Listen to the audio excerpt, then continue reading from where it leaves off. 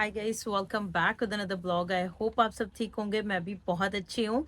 और आज एक मैं टोटली डिफरेंट मतलब कनाडा से हटके एक टोटली डिफरेंट टॉपिक के बारे में आपसे बात करने वाली हूँ। मतलब करेंगे हम वीज़ा के बारे में ही बात, बट ये कनाडा के वीज़े के बारे में ना होके ये है हमारा शेंगन वीज़ा के बारे में कि शेंगन वीज़ा क्या होता है। बहुत सारे लोगों के मुझे मैसेज भी आए थे, क्योंकि आजकल आपने बहुत सारी वीडियोस देखी होंगी जिसमें बहुत सारे लोग यूरोप भी जा रहे हैं। यूरोप के लिए बहुत सारी, यूरोप में ऑब्वियसली बहुत सारी कंट्रीज हैं जिसमें यूरोप में आ जाती हैं। और आपको पता है कि यूरोप की सारी कंट्रियों का जो एक वीजा लगता है, सारी तो नहीं बोल सकती, जिसमें 27 कंट्रीज आती हैं, शेंगन वीजा जिसको हम बोलते हैं। और उन 20 जब आप शेंगन वीजा ले लेते हो तो बहुत सारे लोगों को तो वैसे पता है कि शेंगन वीजा होता क्या है, बट बहुत सारे ऐसे भी हैं जिनको नहीं पता है कि वो होता क्या है और शेंगन है क्या एक्चुअल में। उन सारी चीजों के बारे में बात करने वाले हैं। शेंगन वीजा अगर आप अप्लाई करने वाले हो, अप्लाई करने के लिए आपको कौन कौन से डॉक्यूमेंट चाहिए, कौन अप्लाई कर सकता है, कौन नहीं कर सकता, वो सारी चीजों के बारे में बात करेंगे। अप्लाई कैसे खुद से कर सकते हो, अपने पैसे एजेंट्स को ना देके अपने पैसे बचा सकते हो। तो चलिए जी, without wasting any more time फटाफट से वीडियो को शुरू करते हैं। Let's go. तो वीडियो को शुरू करने से पहले मैं आपको रिक्वेस्ट करना चाहती हूँ, चैनल पे नए आए हो तो चैनल को सब्सक्राइब, वीडियो को लाइक एंड शेयर जरूर कर देना। अगर मेरे साथ अपॉइंटमेंट बुक करना चाहते हो उसका लिंक आपको मेरे डिस्क्रिप्शन बॉक्स में मिल जाएगा और उसका लिंक आपको मेरी इंस्टाग्राम की बायो में भी मिल जाएगा। अब सबसे पहले बात आती है, what is Schengen. Schengen visa है क्या।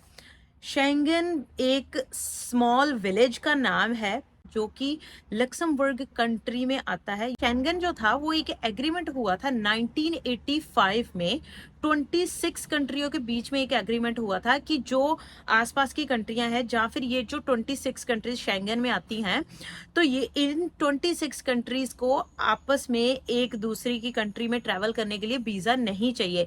बेसिकली इसमें था क्या कि हम बॉर्डरलेस बना देते हैं सारी कंट्रीज को, कि कोई भी ट्रैवल अगर करना चाहता है फ्रॉम इनसाइड द शेंगन, जो कंट्रीज हैं, जो शेंगन कंट्रीज आती हैं 26 कंट्रीज जैसे मैंने आपको बताया, जो लोग उनमें ट्रैवल करना चाहते हैं उनको वो बॉर्डरलेस है।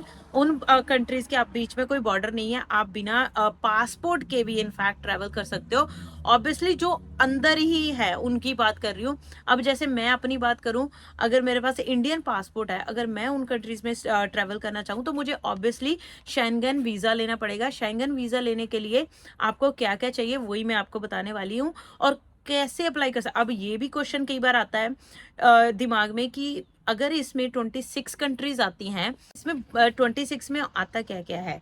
बेल्जियम आता है, इटली आता है, फ्रांस आता है, ग्रीस आता है, आइसलैंड आता है, हंगरी आता है, डेनमार्क, नॉर्वे, और भी बहुत सारी इसमें जो है कंट्रीज आती हैं। ऑब्वियसली लक्समबर्ग ये तो उसकी नींव थी, ठीक है, तो ये भी आती है। तो और भी बहुत सारी मिला के 26 कंट्रीज बन जाती हैं। अब आपको मान लो स्पेन से जाना है ग्रीस, ठीक है, तो आपको आपस में अंदर जाने के लिए वीजा नहीं चाहिए, ठीक है, आपको अंदर ही अंदर आप ट्रेवल कर सकते हो। अब आपके दिमाग में आता है कि मुझे जाना है ग्रीस, ठीक है, और मुझे एक दो कंट्रीज और जाना है, और मुझे कौन सी कंट्री का वीजा जो है अप्लाई करना पड़ेगा। पर्टिकुलरली ऑब्वियसली अगर किसी बंदे ने एक ही कंट्री में जाना होता तो उसके लिए एक अलग से वीजा हर एक कंट्री का रहता है, राइट। बट ऐसे जब आप दो चार कंट्रियों में ट्रैवल करने का सोच रहे हो तो आपको शेंगन वीजा ही ले लेना चाहिए। शेंगन वीजा मेन इंपॉर्टेंट चीज कि आपको 90 डेज के लिए मिलता है। 90 डेज आप स्टे कर सकते हो शेंगन वीजा अगर आपके पास है तो इन कंट्रियों में कहीं पे भी, ठीक है। अब उससे सॉरी, मैं वो क्वेश्चन जो है बीच में छोड़ के और टॉपिक पकड़ लिया, मतलब कितने दिन का वीजा मिल जाता है, तो किस कंट्री का वीजा अप्लाई करना पड़ेगा हम वो बात कर रहे थे। तो जैसे मैंने बोला कि मान लो आपने इटली जाना है और उसके बाद ग्रीस जाना है, जब पहले ग्रीस जाना है, दैट इज चलो डिफरेंट स्टोरी। और क्वेश्चन आता है कि मैं वीजा किस कंट्री का अप्लाई करूं। कि अगर आप मान लो दो कंट्रियां या दो से ज्यादा कंट्रियां विजिट करना है और आपने शेंगन वीजा लेना है, तो अब ये क्वेश्चन है कि दो सिनेरियो हो सकते हैं। मान लो कि आपने ग्रीस में भी 10 दिन रहना है और उसके बाद आपने इटली में भी 10 दिन रहना है, ठीक है, सेम नंबर ऑफ डेज है इन बोथ कंट्रीज, ठीक है, जब जितनी भी कंट्रीज में आपने जाना है। तो फिर आपको जो है उस सिनेरियो में आपको देखना क्या है कि आप सबसे पहले किस कंट्री में विजिट करोगे, ग्रीस में करोगे या इटली में करोगे। जिस भी कंट्री में सबसे पहले ट्रेवल करना है उस कंट्री का वीजा आपको अप्लाई करना है। फिर आपको लेट्स से जहां से भी आप अप्लाई कर रहे हो वहां से आपको देखना है कि आपके लेट्स से इंडिया से अप्लाई कर रहे हो तो वहां भी आपको चेक करना है कि वहां की ग्रीस के लिए बॉडी रिस्पॉन्सिबल कौन है, मतलब कि कौन सी एम्बेसी या कमीशन है जहां से आप अपना जो ग्रीस का वीजा अप्लाई करोगे। ठीक है, एप्लीकेशन आपको शेंगन वीजा की ही सबमिट करनी है, बट वीजा आपको ग्रीस के लिए अप्लाई करना है। तो आपको जो है मतलब वहां पे आपको चूज करना है ग्रीस। ठीक है, फिर आपको जो है शेंगन वीजा के लिए अप्लाई हो जाएगा। आप सोच रहे हो कि मान लो एक हफ्ता मैंने ग्रीस रहना है और मैंने जो है एक हफ्ते से मतलब कम डेज है मेरे इटली में। ठीक है, टोटल 10 दिन का ट्रिप है, बट ज्यादा देर मैं ग्रीस में रहने वाला हूँ।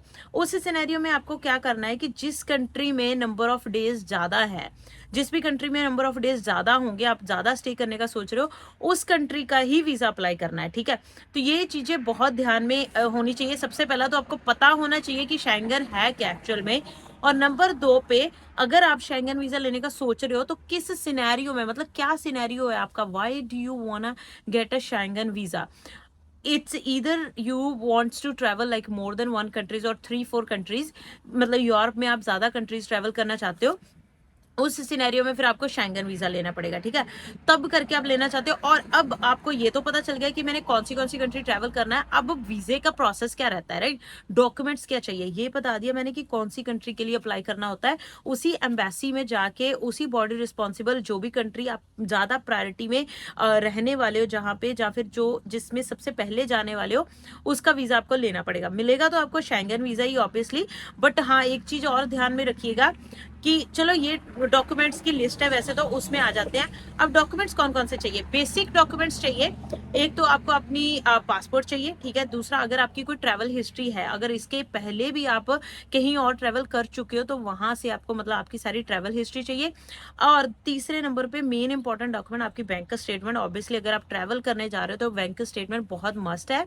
ठीक है, और उसके बाद अगर आप जॉब करते हो तो आपको अपने एम्प्लॉयर से नो ऑब्जेक्शन लेटर लेनी पड़ेगी कि आपके एम्प्लॉयर को कोई भी ऑब्जेक्शन नहीं है अगर आप यूरोप जाने का सोच रहे हो घूमने के लिए। ठीक है, वो बहुत इंपॉर्टेंट डॉक्यूमेंट है। बाकी आपकी ITR वगैरह लगेगी, इनकम टैक्स रिटर्न। ठीक है, उस मेन इन्होंने रखा हुआ है वो है इंश्योरेंस। जी हाँ, अगर आप यूरोप जाने का सोच रहे हो तो आपको अपनी ट्रैवल इंश्योरेंस बहुत जरूरी लेनी है। ट्रैवल इंश्योरेंस के बिना वीजा नहीं लगता। और उसके बाद आपकी जो फ्लाइट की डमी टिकट आपको जरूर होनी चाहिए, क्योंकि ऑब्वियसली अगर आप ट्रैवल करने जा रहे हो तो वो देखेंगे। आपको वैसे पे करने की कोई जरूरत नहीं है, आप डमी टिकट ले सकते हो। डमी टिकट लेके ही वो उससे वीजा आप ले सकते हो। ठीक है, उसके बाद आपकी होटल की बुकिंग, होटल की बुकिंग या फिर कोई लीज पे, कोई रेंट पे कुछ भी ले रखा है जहां पे भी आप स्टे करने वाले हो जाके, वो मस्ट है। क्योंकि ट्रैवल के लिए ही शेंगन वीजा, ज्यादातर बिजनेस के लिए भी लेते हैं, बहुत सारी चीजों के लिए लेते हैं, बट अगर आप ट्रैवल वीजे के लिए अप्लाई कर रहे हो तो मेक श्योर कि आप अपनी आइटनरी जो है उसकी लगाओ जरूर, फ्लाइट की आइटनरी और आपका जो होटल की बुकिंग वगैरह। वो होटल की बुकिंग की भी सिर्फ आपको रिजर्वेशन करनी है, पे नहीं करना है, पे आप बाद में कर सकते हो। और उसके बाद ये सारे डॉक्यूमेंट सबमिट करने के बाद एप्लीकेशन फॉर्म जो बहुत इंपॉर्टेंट है, शेंगन वीजा एप्लीकेशन फॉर्म आपको फिल करना है। वैसे तो मैं एक कंप्लीट वीडियो इस पे लेके आने वाली हूँ कि स्टेप बाय स्टेप आप प्रोसेस क्या रहता है। पहले मैं एक क्लैरिफिकेशन करना चाहती थी कि शेंगन वीजा किसको चाहिए या फिर शेंगन वीजा होता क्या है, उसमें कौन कौन सी कंट्रीज आती हैं। मैं सारी कंट्रीज की लिस्ट डिस्क्रिप्शन बॉक्स में दे दूंगी, वहां पे जाके आप चेक कर सकते हो। और हाँ, अब ये भी क्वेश्चन बहुत ज्यादा लोगों के दिमाग में आता है कि इसमें अगर मान लो सिर्फ किसी का कोई मोटिव नहीं है, सिर्फ वीजा लेना है, ये बहुत सारे केसेस में होता है कि मुझे शेंगन वीजा मिल जाए। उनका मतलब एंड प्लान कुछ और होता है। चलो एंड प्लान ये होता है कि चलो हमारी शेंगन वीजा ले लें, 2-4 कंट्रियां घूम ले तो हमारी ट्रैवल हिस्ट्री बन जाएगी, उसके बाद चाहे हम इंग्लैंड का, कनाडा का विजिटर वीजा जो है अप्लाई करके देख लेंगे। ठीक है, इस वजह से भी बहुत सारे लोग जो है शेंगन वीजा लेते हैं, इसलिए मैंने बोला। ठीक है, अगर आप ऐसे करके मतलब शेंगन वीजा लेने का सोच रहे हो तो आपका मतलब मोटिव क्लियर रहता है कि मुझे किसी भी कंट्री का मैं अप्लाई कर दूं, बस मुझे शेंगन वीजा मिलना चाहिए, राइट। तो उस सिनेरियो में आपको ये देखना पड़ता है कि कौन सी नंबर 1 कंट्री राइट नाउ चल रही है, मतलब शेंगन में से जिसके वीजा अप्रूवल रेट जो है बहुत ज्यादा है और क्विक वीजा मिल रहा है। ये सारी चीजें एवरी ईयर नंबर निकलता है, स्टैटिस्टिक्स के अकॉर्डिंग चेक किया जाता है कि इस कंट्री ने कितने ज्यादा वीजाज जो है इशू किए, मतलब सक्सेस रेट इनका कितना था और इस कंट्री ने कितना किया।